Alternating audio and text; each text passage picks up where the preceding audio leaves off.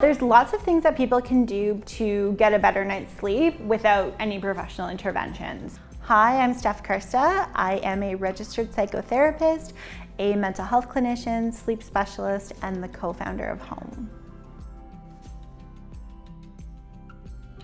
A couple things I really like is keep your bedroom cold, keep your bedroom dark. That signals to our body that it's time to go to sleep. It produces melatonin in our system. Only use the bedroom for sleep and sex. Try to limit electronics. The blue light that's emitted through electronics suppresses melatonin production.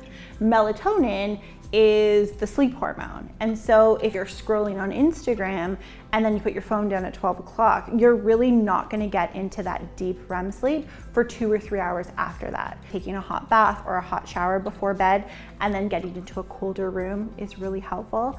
I love using essential oils. There's sleepy time teas as well. Obviously, meditation before bed is a really great tool to really help decrease stress, get rid of the day. And something we're hearing more about and something that I truly love because there's so much clinical benefit behind it are weighted blankets. It's just like a big hug, but what it does is it uses acupressure to really calm your nervous system, and it can get your body into that restful state to get into that REM sleep.